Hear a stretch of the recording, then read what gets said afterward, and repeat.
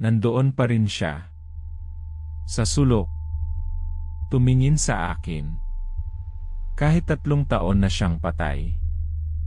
Hayaan niyo akong ikwento kung paano nagsimula ang lahat. Noong 2018, bago pa magkapandemya, lumipat kami ng asawa ko, si Michael, sa isang bagong bahay sa Santa Rosa, Laguna. 2 taon na kaming kasal noon at ito ang first house namin na talagang kami lang. Malaki-laki ang bahay, may 3 kwarto at may maliit na bakuran. Nasa subdivision siya, kaya medyo kampante kami sa seguridad. Pero ang bahay na ito may kakaiba sa kanya. Para kasing may sarili siyang kaluluwa. Ang pinakakapansin-pansin sa lahat ay ang isang lumang aparador sa master's bedroom. Mula sa labas, mukha siyang ordinaryong kahoy na kabinet, pero ang laki niya, abot hanggang kisami, at ang lapad, halos sakop na ang buong pader. May mga ukit siya na parang mga bulaklak at dahon, pero may pagkaluma na ang design, parang pangkolonyal na panahon. Gusto sana namin siyang tanggalin para palitan ng mas modernong kabinet, pero sabi ng agent, kasama raw talaga iyan sa bahay, built-in. Sinubukan naming buksan kasi syempre, curious kami. Pero ayaw talaga. Parang nakakandado pero walang keyhole. Pinilit ni Michael gamit ang mga tools niya, pero walang nangyari. Parang nakadikit na sa pader. Dahil sa abala sa pag-aayos ng bahay at sa dami ng gamit na ina-unpack, sa huli, hinayaan na lang namin. Naglagay na lang kami ng mga picture frames at decor sa ibabaw niya, ginawa na lang siyang display area. Akala namin doon na matatapos ang kwento ng aparador na iyan. Pero hindi pa pala.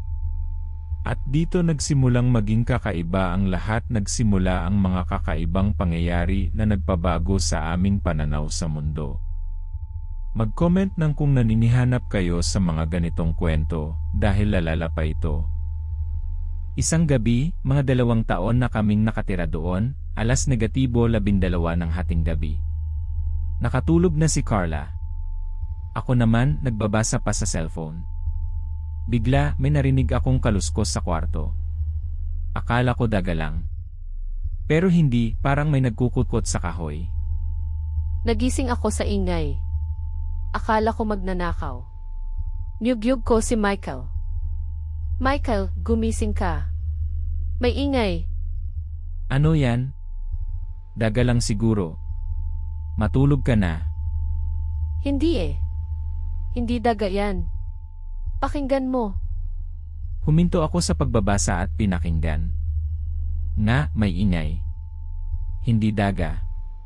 Mas malakas. Parang kinakayod ang kahoy. Ang pinaka nakakakilabot, galing mismo sa aparador. Sa aparador. Michael, sa aparador. Dahan-dahan akong bumangon. Kinuha ko ang flashlight sa side table. Sinindihan ko. Huwag kang lalapit. Michael, baka may ahas. Mas nakakatakot kung hindi ko titingnan. Baka magnanakaw pala. Pero hindi, Michael. Alam kong hindi magnanakaw yan. Ang tunog parang may nakakulong sa loob. Hindi makapaniwala si Carla sa sinasabi niya, pero alam din ni Michael na may mali. May kakaiba sa tunog na yon. Hindi lang simpleng ingay. At magtiwala kayo, kailangan niyong manatili para sa susunod na mangyayari. Dahil dito talagang nagiging hindi ka panipaniwala. Lumapit ako sa aparador, kinakabahan. Hindi ko maintindihan. Walang susi, walang paraan para buksan. Paano magkakaroon ng ingay sa loob? Ipinasok ko ang tenga ko sa gilid. Mas malakas ang tunog. Parang may nagbububog. At mas nakakatakot, parang may humihinga. Michael, ano yan? Anong naririnig mo? May humihinga sa loob, Carla. Hindi ako nagbibiro. Napaupo ako sa kama.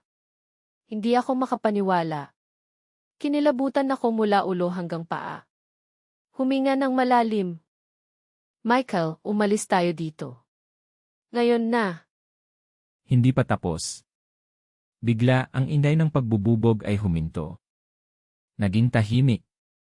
Ngunit pagkatapos may narinig akong mahina, parang paos na boses. Tulungan mo ako eh. Anong sabi?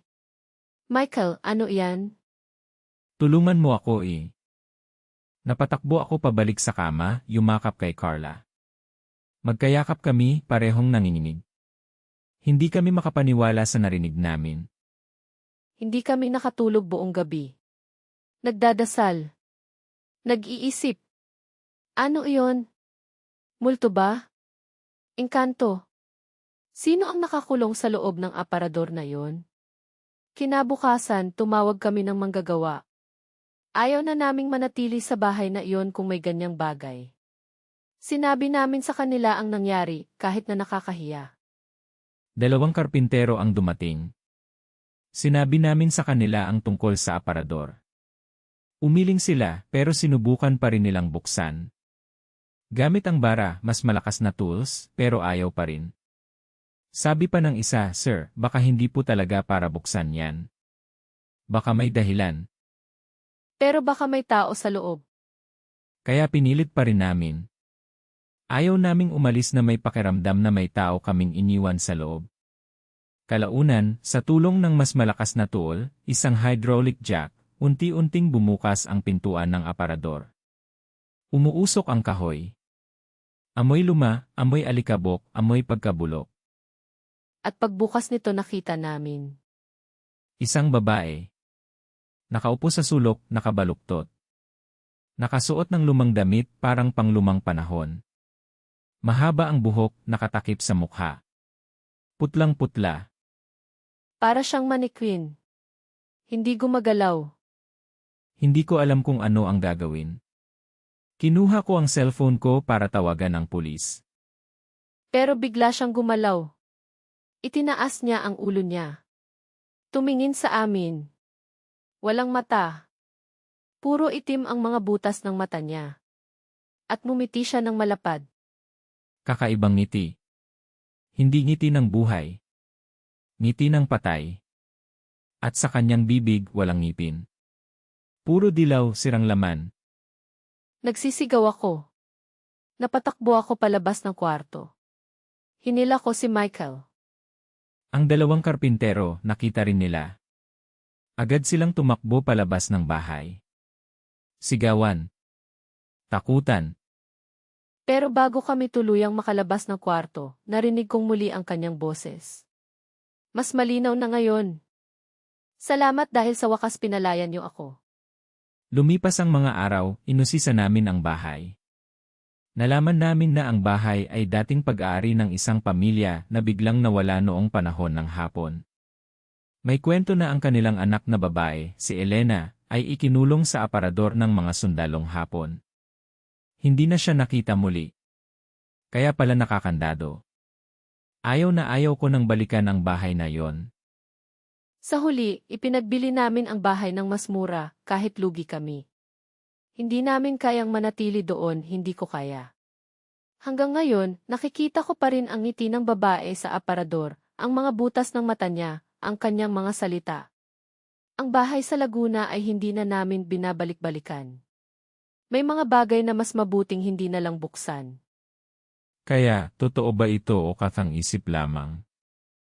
I-comment ang inyong mga nararamdaman. At kung may sarili kayong karanasan tulad nito, ibahagi ninyo sa comments. Mag-subscribe para sa bagong kwento araw-araw.